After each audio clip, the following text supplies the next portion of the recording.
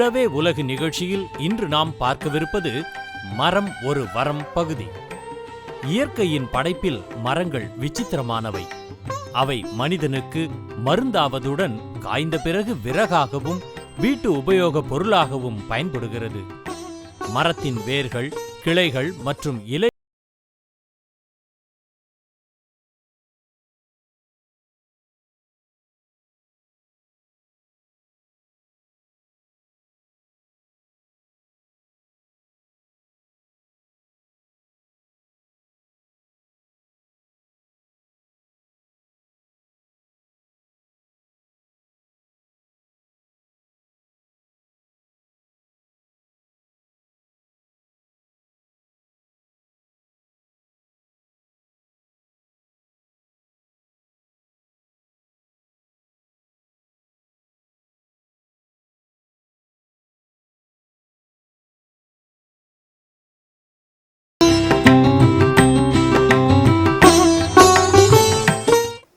வணக்கம்.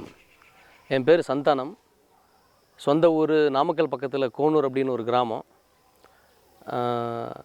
பிறந்து வளர்ந்து படித்தது எல்லாமே அதே ஊரில் தான். எங்கள் ஸ்கூல் அங்கே வந்து அப் டு 10th வரைக்கும் ஸ்கூல் இருக்குது. சிறு வயதில் வந்து எங்கள் ஸ்கூலில் நல்லாசிரியர் விருது வாங்கின தலைமை ஆசிரியர் ஒருத்தர் இருந்தார், கந்தசாமி ஐயா அப்படின்னு சொல்லி இருந்தார். அவர் வந்து பள்ளிக்கு வந்ததுக்கப்புறம் தான் நிறைய மரங்கள் வளர்க்க ஆரம்பித்தார். ஸோ அந்த பள்ளிக்கூடத்தில் மரங்கள்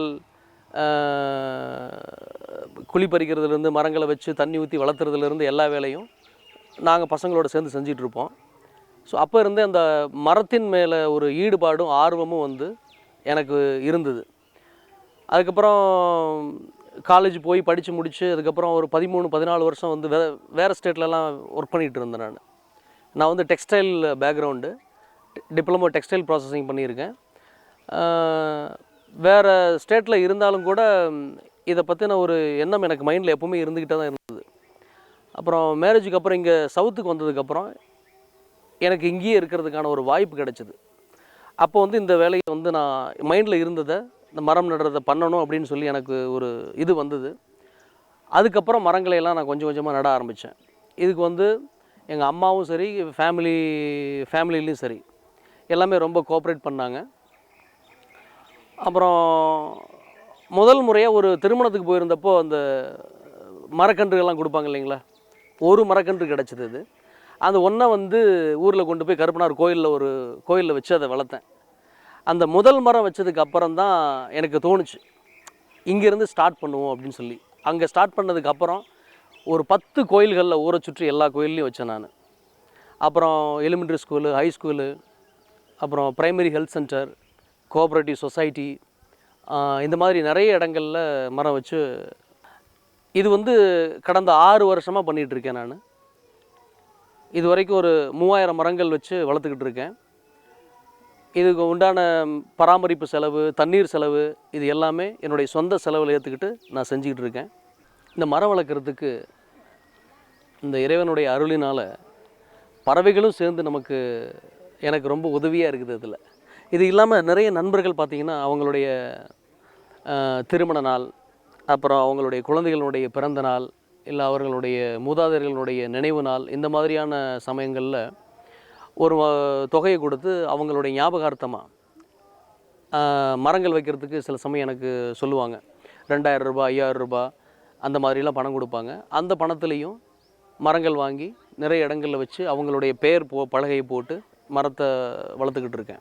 கடந்த வருஷம் பார்த்திங்கன்னா ரெய்னி சீசனில் ஒரு 4000 பனங்கொட்டைகள், பனை விதைகள் விதைச்சிருக்கேன். அதில் நிறைய பனங்கொட்டைகள் மரமாகி வளர்ந்துக்கிட்டு இருக்குது.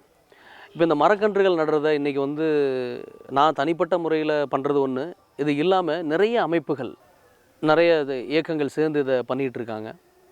இது இன்னமும் அரசாங்கத்துலேயும் பார்த்திங்கன்னா வனத்துறையில் மரம் நடுறதுக்கு இலவசமாக மரக்கன்றுகள் தர்றாங்க. எனக்கு கூட தமிழ்நாடு பேப்பர்ஸ் லிமிடெட் காகிதபுரத்தில் இருக்கிற பேப்பர் மில்லிருந்து ஒரு 500 மரக்கன்றுகள் போன வருஷம் கொடுத்துருந்தாங்க.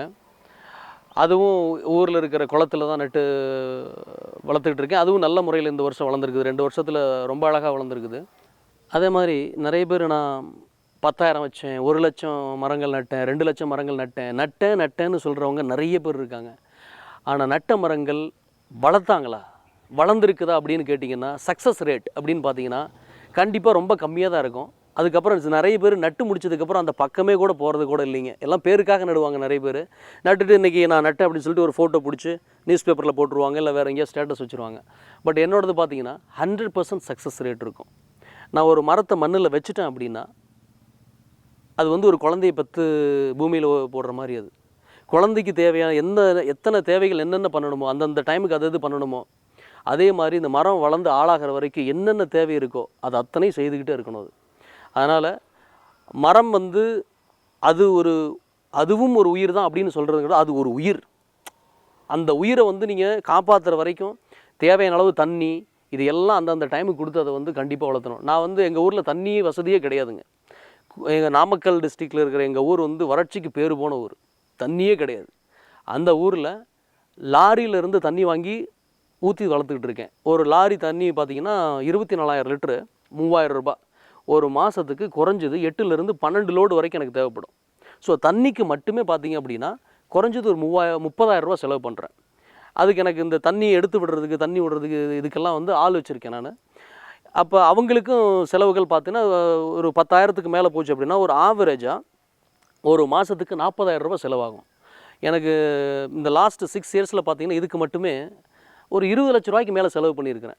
நிறைய பேர் என்கிட்ட கேட்டிருக்காங்க, இவ்வளோ செலவு பண்ணுற இதுக்கெல்லாம் என்ன நிலத்தை வாங்கி போட்டிருக்கலாம், வீட்டை கட்டியிருக்கலாம் அப்படின்லாம் சொன்னவங்களாம் உண்டு. ஆனால் அது எனக்கு இதில் இருக்கிற ஒரு பேர் இருக்குது பார்த்தீங்களா. எங்கள் ஊரில் நீங்கள் போய் இந்த மரத்தை யார் வச்சது அப்படின்னு கேட்டிங்கன்னா நான்லாம் சொல்லவே இல்லை இது வரைக்கும். இதை நான் வச்சேன் இங்கே வச்சேன் அப்படின்லாம் சொன்னதே கிடையாது. ஆனால் அவங்களே சொல்லுவாங்க சந்தானம் வச்சுருக்கேன் அப்படின்னு சொல்லி. இது வந்து ஜென்ரேஷன் தாண்டி நிற்கும். இது பேருக்காக நான் வச்சேன் அப்படின்னு இன்னொருத்தர் சொல்லணுங்கிறதுக்காக நான் அதை சொல்லலை. இப்போ என்கிட்ட எத்தனை கோடி சொத்து இருந்தாலும் சந்தானத்துக்கிட்ட எவ்வளோ சொத்து இருக்குன்னு யாரும் சொல்ல மாட்டாங்க. ஆனால் இந்த மரங்கள் இருக்குது பார்த்தீங்களா, இந்த மரங்கள் ஜென்ரேஷன் தாண்டி 100 வருஷம் ஆனாலும் நான் இந்த இருந்தாலும் இல்லைனாலும் இந்த மரம் சந்தானம் ஒருத்தர் வச்சார் அப்படின்னு சொல்லுவாங்க. நிறைய பேர் உங்களுக்கு உண்மையிலேயே ஒரு சில பேருக்கு புகழ் வேணும் அப்படின்னா மரங்கள் நிறைய நடுங்க, உங்களுக்கு தானாகவே புகழ் கிடைக்கும். பறவைகளுக்கு உணவு ஒரு 2 மாதத்துக்கு ஒரு தடவை ஒரு மூட்டை திணை வாங்குவேன். ஒரு 2,000 ரூபாய்க்கு வாங்குவேன். அது வந்து ஊரில் எங்கள் கிராமத்துலேயும் ஈரோட்லேயும் வந்து தினமும் ஒரு கிலோ திணை இந்த மாதிரி எல்லா பறவைகளுக்கும் போடுவேன். அதை சாப்பிட்றதுக்கு பலவிதமான பறவைகள் வந்து அதை சாப்பிடும். இந்த பறவைகளுக்கு உணவு கொடுக்கறது, அது தண்ணி கொடுக்கறது, இதெல்லாம் எந்த அளவுக்கு முக்கியம் அப்படிங்கிறதுக்கு ஒரு சின்ன எடுத்துக்காட்டு சொல்கிறேங்க. எங்கள் ஊரில் ஆஸ்பத்திரியில் ஒரு 700 மரம் வச்சுருக்கேன். நான் வைக்கிறதுக்கு முன்னாடி அந்த காட்டில் வந்து ஒரு 5 ஏக்கர் லேண்ட், அது மரங்களே கிடையாது. அது வச்சதுக்கப்புறம் பார்த்திங்கன்னா அந்த மரம் வச்சு தண்ணி ஊற்றுறதுக்கு குழி இருக்குது இல்லைங்களா, அந்த குழிக்குள்ளே குறைஞ்சது ஒரு 5லிருந்து 10 வரைக்குமான மரங்கள் அந்த மரத்துலேயே அந்த குழியிலேயே சேர்ந்து வளர்ந்துக்கிட்டு இருக்குது. இந்த மாதிரி ஆல்மோஸ்ட் எல்லா குழிகளிலுமே நிறைய மரக்கன்றுகள் வளர்ந்துக்கிட்டு இருக்குது. இது வந்து நான் வைக்காத மரம். சில இடங்களில் நான் வச்சு வளர்ந்த மரங்களினுடைய உயரத்தை விட இந்த பறவைகளினுடைய எச்சத்தின் மூலம் போட்டு வளர்ந்த மரத்தினுடைய உயரம் வந்து ரொம்ப அதிகமாக இருக்கும். நான் விதைச்சது ஒரு 700 அப்படின்னா இன்றைக்கி அது 2000 மரத்துக்கு மேலே அந்த இடத்துல இருக்குது. இது எல்லாமே பறவைகளினுடைய உபயோகத்தினால் வந்தது தான். அதே மாதிரி சோசியல் மீடியாஸில் பார்த்திங்கன்னா ஃபேஸ்புக்கு, வாட்ஸ்அப், இதிலலாம் மரம் வளர்க்குறத பற்றி, பறவைகளை பற்றி இந்த மாதிரியான விஷயங்கள் நிறைய பேர் வந்து ஸ்டேட்டஸாக மட்டும் வைக்கிறாங்க, இல்லை போஸ்ட் மட்டும் போடுறாங்க. இதை பார்த்துட்டு எத்தனை பேர் பண்ணுவாங்க, எத்தனை பேர் வந்து இன்ஃப்ளூயன்ஸ் ஆகுறாங்க அப்படிங்கிறது தெரியாது. அது நிறைய பேர் அதோடு மட்டுமே நிறுத்திக்கிறாங்க. ஸ்டேட்டஸ் வைக்கிறது, போஸ்ட் அப்டேட் பண்ணுறது, ஜஸ்ட்டு ஃபார்வர்ட் மெசேஜ் பண்ணுறது அப்படி மட்டுமே இல்லாமல் தாங்களாகவே முன் வந்து நிறைய இந்த மாதிரியான விஷயம். இப்போ நான் வந்து பார்த்திங்கன்னு வச்சுங்களேன், எவ்ரி வீக் சண்டே ஊருக்கு போயிடுவேன். ஆல்மோஸ்ட் 90% ஆஃப் த சண்டேஸ் ஊருக்கு போயிடுவேன். ஃபேமிலியோட முடிஞ்ச வரைக்கும் ஃபேமிலியோடு போவேன். குழந்தைங்க வருவாங்க, ஒய்ஃபு எல்லாருமே சேர்ந்து இந்த மரங்கள் நடுறதெல்லாம் செய்வோம். இது அந்த எண்ட் ஆஃப் த டே பார்த்திங்கன்னா ஃபேஸ்புக்கில் அந்த ஆல்பத்தில் போடுவேன். எந்த இடத்துல நான் மரம் நட்டுருக்கேனோ அந்த பர்டிகுலர் ஆல்பத்தில் போடுவேன். இதை நிறைய பேர் ஃபாலோ பண்ணுறாங்க. நிறைய பேர் ஃபாலோ பண்ணிவிட்டு அவங்க சில சமயம் ஆஃப்டர் சம் டைம் பார்த்திங்கன்னா மரத்தெல்லாம் நட்டுட்டு என்கிட்ட சொல்லுவாங்க, இது வந்து மும்பையில் இருந்து சில பேர், ராஜஸ்தானில் இருந்து சில பேர்லாம் கூட இதையெல்லாம் பார்த்துட்டு என்னோடய ஃப்ரெண்ட்ஸுங்க அங்கே நட்டுட்டு நானும் இங்கே வந்து இந்த மாதிரி மரம் நடுறதெல்லாம் ஸ்டார்ட் பண்ணியிருக்கிறேன் அப்படின்னு சொன்னவங்கெல்லாம் உண்டு. அதே மாதிரி வாட்ஸ்அப்லேயும் அதே மாதிரி ஸ்டேட்டஸ் வைப்பேன். இதை பார்த்துட்டும் நிறைய பேர் என்ன தெரிஞ்சவங்க, சந்தானமே வந்து இந்த மாதிரி இவ்வளோ வேலைகளுக்கு இடையிலையும் மரம்லாம் நடுறாரு, நாம் ஏன் பண்ணக்கூடாது அப்படின்னு சொல்லி அவங்களும் நடுறவங்க நிறைய பேர் இருக்கிறாங்க. குறிப்பாக என்னோடய கஸ்டமர்ஸே கூட நிறைய பேர் என்கிட்டயே சொல்லியிருக்காங்க, சந்தானம் உங்களை பார்த்து இப்போ நான் மரம் நட ஆரம்பிச்சிருக்கேன், நான் இப்போ வந்து 200 மரம் நட்டுருக்கேன், இப்போ ஒரு 600 மரம் நட்டுருக்கேன் அப்படின்னு சொல்லி என்னோட வயசில் பெரியவங்கள்லாம் கூட என்னை வந்து இந்த விஷயத்தில் ஒரு ரோல் மாடலாக சொல்லி செஞ்சவங்கெல்லாம் இருக்காங்க. ஸோ அந்த விஷயத்துக்காக தான் இதில் வந்து நான் ஸ்டேட்டஸ் வைக்கிறது வாட்ஸ்அப்லேயும் ஃபேஸ்புக்லேயும் வைக்கிறேனே தவிர இது வந்து ஒரு செல்ஃப் போஸ்டிங் அப்படிங்கிறதுக்காக கிடையவே கிடையாது. இது நான் வந்து ஒரு டூர் போனேன், அங்கே போனேன், இங்கே போனேன், அந்த மாதிரி ஒரு பெரிய லக்ஸுரியஸான ஒரு விஷயங்களெல்லாம் ஸ்டேட்டஸில் காமிக்கிறதுங்கிறது ஒரு டைப். இது வந்து நான் காமிக்கிறது வந்து இதன் மூலம் 4 பேர் யாராவது பார்த்து மரம் நட வரமாட்டாங்களா, வைக்க மாட்டாங்களா அப்படிங்கிற ஒரு தாட் ப்ராசஸ் தான் அது. அது உண்மையிலேயே ரொம்ப சக்ஸஸ்ஃபுல்லாக இருக்குது. நிறைய பேர் அதை வந்து ஃபாலோ பண்ணுறாங்க. இது ரொம்ப வரவேற்கத்தக்க விஷயம். இந்த மாதிரியான விஷயங்களை வந்து மக்கள் அடாப்ட் பண்ணும்போது இயற்கைக்கும் இந்த பூமிக்கும் மக்களுக்கும் பறவைகளுக்கும் விலங்குகளுக்கும் எல்லாத்துக்கும் நம்ம செய்கிற ஒரு மிகப்பெரிய ஒரு நன்றியாக இருக்கும் அது. அதே மாதிரி நான் முதல்ல மரம் வச்சப்போ பார்த்தீங்கன்னா ஊரில் நிறைய இடங்களில் மரம் வைக்கும்போது நிறைய எதிர்ப்புகள்லாம் இருந்தது. அதே மாதிரி நான் மரம் வைக்கிறது ஒரு மாதிரி என்ன ஏதோ ஞாயிற்றுக்கிழமையான வர்றான், ஏதோ பைத்தியக்காரத்தனமாக ஏதோ பண்ணிகிட்ருக்கான், இவனால் ஈரோட்டிலேருந்து 60 கிலோமீட்டர்ஸ் அங்கேருந்து வந்து இந்த மரத்தெல்லாம் எப்படி பாதுகாக்க முடியும், வளர்த்த முடியும் அப்படிங்கிற மாதிரிலாம் நினச்சதெல்லாம் நிறைய பேர் உண்டு, பேசுனாங்க. இந்த 6 இயர்ஸ் கழித்து பார்த்தீங்கன்னா அது வந்து ஒரு மிகப்பெரிய சக்ஸஸாக இருக்குது. நிறைய பேர் என்னை மரம் இந்த இடத்துல வைக்க வேண்டான்னு சொன்னவங்களே அவங்களே இன்றைக்கி தண்ணி ஊற்றுற நிலைமையில் இருக்காங்க. அவங்களே தண்ணி ஊற்றுறாங்க, வளர்த்துறாங்க. அதே மாதிரி மரம் வேண்டான்னு சொன்னவங்க நிறைய பேர் இன்றைக்கி நான் வச்ச மரத்து நிழலில் போய் நிற்கிறாங்க, ரெஸ்ட் எடுக்கிறவங்கலாம் இன்றைக்கி சிச்சுவேஷன் அந்த மாதிரிலாம் இருக்குதுங்க. அது இந்த மரம் வந்து ஒன்ஸ் இப்போ அதே மாதிரி வீட்டுக்கு முன்னால் ஒவ்வொரு வீடுகளுக்கு முன்னாலே எங்கள் ஊரில் வச்சுருக்கிறேன் நான். அந்த மரம் வைக்கிறவங்களுக்கு வந்து ஊக்கப்படுத்துறதுக்காகவே ஒரு 200 லிட்டர்ஸ் கார்பாய்ஸ் ஃப்ரீயாக வீட்டுக்கு ஒன்று கொடுப்பேன் நான். இது வரைக்கும் நூற்றுக்கணக்கான கார்பாய்ஸு இங்கே சிப்காட்டில் வந்து பிகேஎஸ் டெக்ஸ்டைல்ஸ்னு ஒரு கம்பெனி இருக்குது. அவங்க வந்து எனக்கு அது ஃப்ரீயாக வந்து இந்த விஷயத்துக்காக நான் பண்ணுறதுனால ஸ்பான்சர் பண்ணினாங்க. அதை எடுத்துக்கிட்டு போய் அட்லீஸ்ட் இந்த ட்ரம்மு 200 லிட்டர்ஸ் வாட்டர் ஸ்டோர் பண்ணுறதுக்கு வேணுங்கிறதுக்காக வேண்டியாவது ஒரு மரம் வைப்பாங்க அப்படிங்கிறதுக்காக அதை ஃப்ரீயாக கொடுத்தேன். ஸோ அதுக்காக வந்து நிறைய பேர் மரம் வளர்த்தவங்கலாம் உண்டுங்க.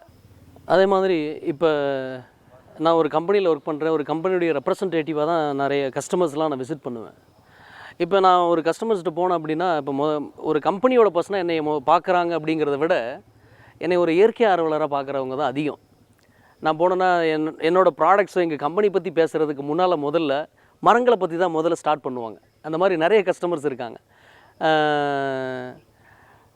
இப்போ எத்தனையோ கம்பெனிகளில் நிறைய பேர் நான் மரம் நடுறதை பார்த்துட்டு, இப்போ ஒரு எக்ஸாம்பிளுக்கு ஒரு கன்சல்டன்ட் ஒருத்தர் இருக்கார், அலோக் சர்மான்னு சொல்லி, பெங்களூரில் இருக்கார். அவர் அங்கே குடியிருக்கிற அப்பார்ட்மெண்ட்டில் ஒரு 60 மரங்களுக்கு மேலே வச்சதை என்கிட்ட கூப்பிட்டு சொன்னார், சந்தானம் நீங்கள் வச்சதை பார்த்து எனக்கு ஒரு ஆர்வம் வந்தது, இப்போ நானும் இந்த மாதிரி மரங்கள் வச்சிட்ருக்கேன் அப்படின்னு சொன்னார். இந்த வயசுலேயும் அவருக்குள்ள இந்த வயசுக்கு அப்புறமா ஒரு ஆர்வம் வந்து அவர் மரம் நடுறாரு. அதுக்கு வந்து அந்த தூண்டுதலுக்கு ஒரு காரணமாக இருந்திருக்கேன் அப்படிங்கிறப்ப எனக்கு அது வந்து ரொம்ப சந்தோஷமாக இருக்குது. லாஸ்ட் வீக் ஒரு சிஇஓ மீட் பண்ணியிருந்தப்போ அவர் சொன்னார், 203 மரம் வச்சுருக்கேன், எனக்கு வந்து 5000 டார்கெட் வச்சுருக்கேன் அப்படின்னு சொன்னார். இப்போ இதுவும் அதே தான், என்னை சொல்லி தான் சொன்னார், நீங்கள் வச்சது பார்த்து தான் நான் வச்சுட்ருக்கேன் அப்படின்னு சொல்லி சொன்னார். இந்த மரம் நடுறதுக்கு வயசு ஒரு வித்தியாசமே கிடையாதுங்க. கர்நாடகாவை சேர்ந்த திம்மக்கான ஒரு பாட்டிமா இருந்தாங்க. அவங்களுக்கு இப்போ கடந்த வருஷம் பார்த்திங்கன்னா மத்திய அரசனுடைய பத்மபூஷன் அவார்டு கிடச்சிது. எதுக்கு அப்படின்னு பார்த்தீங்கன்னா, அவங்க இப்போ ஃபேமிலி பேக்ரவுண்டு கிடையாது, பண வசதி எதுவுமே கிடையாது, அவங்க ஒருத்தர் தான். அவங்க ஒரு 800 மரத்துக்கு மேலே ஆலமரங்கள் ரோட் சைட்ஸில் சாலை ஓரங்கள்லாம் நட்டு மிக பல வருஷங்களாக அவங்க வளர்த்துருக்குறாங்க. அது எவ்வளோ சக்ஸஸாக வளர்த்துருக்குறாங்க. அவங்க எந்த ஒரு பிரதிபலனும் மக்கள்கிட்ட இருந்தோ இயற்கைக்கிட்ட இருந்தோ எதிர்பார்த்து அதை செய்யலை. அதனால் நான் எல்லாத்துக்கிட்டையும் ரெக்வஸ்ட் பண்ணுறது என்ன அப்படின்னா, பிரதிபலன் எதிர்பார்க்காம உங்களால் முடிஞ்ச அளவுக்கு மரங்களை நடுங்க. மரங்கள் நட்டிங்கன்னா என்னென்ன நடக்கும் அப்படிங்கிறத நான் சொல்லணுங்கிற அவசியம் இல்லை. இன்றைக்கி எல்லாருக்குமே தெரியும், தெரியாதவங்க யாருமே கிடையாது. ஆனால் யார் ஆக்ஷனில் இறங்குறாங்க அப்படிங்கிறது தான் இப்போ கேள்வியாங்க. அதனால் மழை வளம் பெருகும், நிலத்தடி நீர்மட்டம் உயரும், சுத்தமான காற்று, ஆரோக்கியமான சுவாசிக்க காற்று கிடைக்கும். அதன் மூலம் வர நிறைய பழங்கள் கிடைக்கும், மனிதனுக்கும் சரி பறவைகளுக்கும் சரி. நீங்கள் மரங்கள் ஒன்றும் இல்லை, ஒரு வேப்ப மரம் இருக்குதுன்னு வச்சுக்கோங்க. அந்த ஒரு வேப்ப மரம் நீங்கள் ஒரு 5 வருஷம் கழித்து அதில் ஒரு 10,000 வேப்பங்கொட்டைகள் வரும். அந்த 10,000 வேப்பங்கொட்டைகளை பறவைகள் எடுத்துக்கிட்டு போய் ஒரு வருஷத்துக்கு 100 விதை விதைச்சுன்னு வச்சுக்கோங்க. அது 5 வருஷம் கழித்து மறுபடியும் அதிலிருந்து பார்த்தீங்கன்னா ஒரு மரத்துக்கு 10,000 அப்படின்னா 100 மரத்துலேருந்து 1,00,000 விதைகள் வரும். நீங்கள் ஒரு வேப்ப மரம் நட்டிங்கன்னா கூட ஒரு 20 வருஷத்தில் அந்த ஒரு மரம் நூற்றுக்கணக்கான மரங்கள் வளர்கிறதுக்கு காரணமாக இருந்துடும். அதே மாதிரி இந்த டாக்டர் ஏபிஜே அப்துல் கலாம் ஐயா, மறைந்த நடிகர் விவேக் அவர்கள், இந்த மாதிரியான ஒரு செலிப்ரிட்டிஸ் இவங்கெல்லாம் கூட நிறைய இளைஞர்களுக்கு இந்த மரம் நடுறதில் உந்து சக்தியாக இருந்திருக்கிறாங்க, முன்னோடிகளாக இருக்காங்க. அவங்களோட பேரில் நிறைய பேர் மரம் நடுறவங்களும் உண்டு. என்னுடைய பங்குக்கு இயற்கைக்கும் எதிர்கால சந்ததிகளுக்கும் என்ன செய்ய முடியுமோ அதை செய்கிறேன், செஞ்சுக்கிட்டு இருப்பேன். என்னோட கடைசி மூச்சு வரைக்கும் அதை நான் செய்துக்கிட்டு தான் இருப்பேன். இதே மாதிரி உங்களால் முடிஞ்ச வரைக்கும் யாரால் முடியுது அவங்கெல்லாம் சேர்ந்து மரம் நடுங்க, மரம் நடுவோம், மண்வளம் காப்போம், மழை பெறுவோம். நன்றி, வணக்கம்.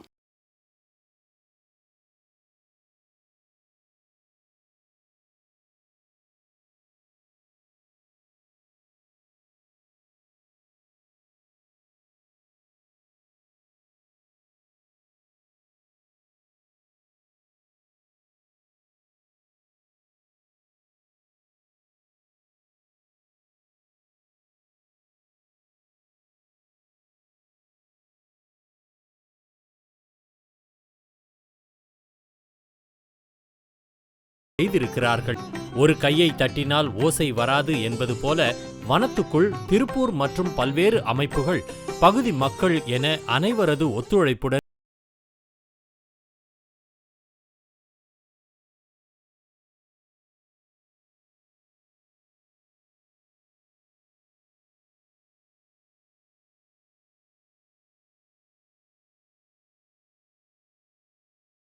வணக்கம். நீங்கள் இப்போ பார்த்துட்டு இருக்க இடம் வந்து ஊத்துக்குளியில் கைத்தமலைன்னு ஒரு மலை இருக்குது. அது பக்கத்தில் ஒரு சின்ன கரடு ஒன்று இருக்குதுங்க.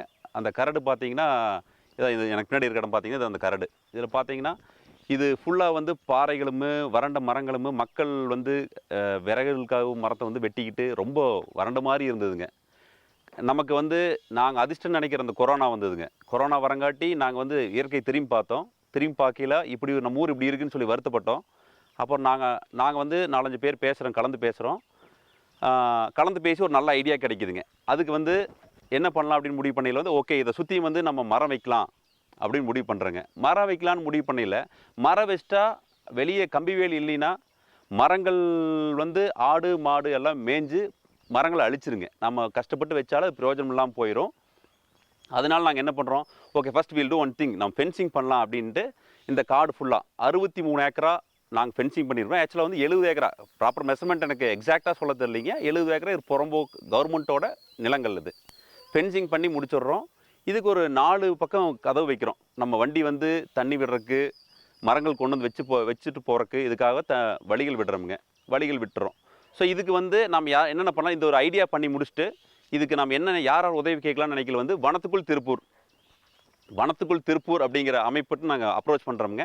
அவங்க எங்களுக்கு ஒரு ஊக்கம் கொடுத்தாங்க. மரங்கள் நாங்கள் கொடுத்துட்றோம் அப்படின்னாங்க. ஸோ வந்து மரம் கொடுக்குற தயாராகிடுறாங்க. அடுத்து வந்து ரோட்டரி கிளப் ஆஃப் ஊத்துக்குளி அங்கே அப்ரோச் பண்ணுறாங்க. அவங்க எங்களுக்கு ஃபினான்ஷியலாக சப்போர்ட் பண்ணுறோன்னு சொல்லிட்டாங்க.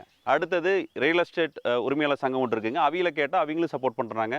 ஊர் பொதுமக்கள், Maya foundation, Uthukuli Kongu matriculation higher secondary ஸ்கூலுங்க, இந்த மாதிரி பல்வேறு அமைப்புகள். நான் ஏதாவது விட்டுருந்தா என்னோடய களப்பணியில் இருக்கிறனால நான் அது மிஸ் பண்ணியிருப்பேனொழிய இது வந்து நான் நினச்செல்லாம் பேசவில்லைங்க. அதனால் வந்து இவங்கெல்லாம் கேட்டனே எங்களுக்கு ஒரு ஊக்கம் கொடுத்தாங்க. பொதுமக்கள் நிறையா ஃப்ரெண்ட்ஸுங்க, சாஃப்ட்வேரில் இருந்தவங்க, யூஎஸில் இருந்தவங்க, இந்த கொரோனானால எல்லாருமே வந்து தாய் வீடான நம்ம ஊருக்கு வந்தாங்க. நம்ம வீட்டில் இருந்து திங்க் பண்ணி பார்க்கையில் சொல்லையில் ஒவ்வொருத்தரும் பிளான் பண்ணிட்டாங்க. சூப்பராக வந்ததுங்க. ஸோ நாங்கள் இதை வந்து என்ன பண்ணோம், ஃபென்சிங் பண்ணுறோம். எல்லாம் ஃபண்டு கொடுக்குறாங்க, ஃபென்சிங் பண்ணுறோம். ஸோ வந்து ஃபென்சிங் போடுற வேலையை முடிச்சதுக்கப்புறம் உள்ளே இருக்கிற பாதுகாப்பு உருவாகிடுதுங்க. அதுக்கப்புறம் நம்ம இங்கே தண்ணி வசதி உருவாக்குறதுக்காக தண்ணி ஒரு போர் போடுறோமுங்க. போர் போட்டு போர்லேருந்து தண்ணி எடுக்கிறதுக்கு நம்ம இயற்கை முறையான சோலாருக்கே அப்ளை பண்ணலாம். சோலார் நாங்களே போட்டு டேங்க் ஒரு 75,000 லிட்டர் 80,000 லிட்டர் தண்ணி கொள்ளளவு கொண்ட டேங்கை அமைக்கிறோமுங்க. சோலார் பம்பிங் மூலிமா தண்ணி எடுத்து டேங்க்கில் விட்டுங்க. டேங்க்லேருந்து டேங்க் பார்த்திங்கன்னா அந்த ஹைட்டில் இருக்குதுங்க. அந்த டேங்க் வந்து அங்கே அந்த ஹைட்டில் இருக்கும். அந்த டேங்க்லேருந்து இப்படி வந்து ட்ரிப் இரிகேஷன் எல்லா ஏரியாவுக்கும் வந்து நம்ம பைப்லைன் போட்டு ட்ரிப் இரிகேஷன் வச்சோமுங்க. வச்சிட்டதுக்கப்புறம் தான் குழி பறைக்கிறோம். குழி பறித்து மரங்கள் வைக்கிறோம். மரங்கள் எந்த மரம் வேணால் வைக்கிறது, ஃபோட்டோ எடுக்கிற அமைப்பு நம்மளுக்கு கிடையாதுங்க. மரங்கள் வச்சோம்னா பல்லுயிர் சூழல் உருவாகணுங்க. பல வகைகள் வரணுங்க. எல்லா இயற்கை சம்மந்தமான எல்லா மரங்கள் இருக்கணும். இது பார்த்திங்கன்னா இந்த இடத்துல வன்னி மரங்கிற மரம் வந்து ஆல்ரெடி இருந்ததுங்க. அது வந்து ஃபாரஸ்ட் டே கன்சர்வேஷன் டேக்கு முக்கியமான மரம் அதுங்க. அந்த மாதிரி இருந்தது. ஸோ வந்து நாங்கள் இப்போ மரங்கள் பல வகைகள் இருக்க மாதிரி மரங்கள் வைக்கிறப்ப குருவிகள் நிறையா வரும். குருவிகள் வந்ததுன்னா அது சாப்பிட்டுட்டு போகிற விதைகள் எச்சங்கள் மூலிமா நிறைய மரங்கள் முளைக்கும். ஸோ வந்து இது அடர் வனமாக மாறிடும் அப்படிங்கிற கான்செப்டில் உருவாக்கணுமுங்க. சிறப்பாக போயிட்டுருக்குது.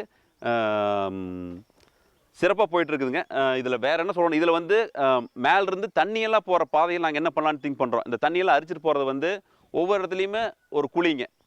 அது வந்து தண்ணி நம்பிச்சுன்னா அடுத்து வந்து சின்ன வாய்க்கால் மாதிரி இருக்குங்க. அந்த வாய்க்கால் ஓரத்தில் பார்த்திங்கன்னா மூங்கில் மரம் வச்சுருக்குறோம். அந்த வாய்க்கால் ஓரம் இந்த ஓரத்துலேருந்து குளம் இருக்குதுங்க. ஒரு பெரிய குளம், அப்புறம் ஃப்ரண்ட்டில் ஒரு 2 சின்ன குளம்ங்க. இந்த குளமெல்லாம் நம்பர் மாதிரி ஏற்பாடு பண்ணுவாங்க. இந்த ஏரியாவில் இருக்க தண்ணிகள் வந்து வெளியே போகாத அளவுக்கு ஏற்பாடு பண்ணிட்டுங்க. இது வந்து தேர்ட் இயர். இயற்கையை தாண்டி மரங்கள் வந்து சிறப்பாக வந்துருச்சுங்க. குறைந்தபட்சம் 7,000 மரங்கள் இருக்குங்க. மூங்கில், வேப்ப மரம், பனைமரம், நகாப்பழ மரம், பலாமரம், மாமரம், நீங்கள் எண்ணுக்கிடங்காத அனைத்து மரங்கள் வச்சுருக்குறங்க. புங்க மரம், அப்படி மரங்கள் வச்சுங்க. இது வந்து எங்களுக்கு சிறப்பான முறையில் சூப்பராக போய்ட்டுருங்க.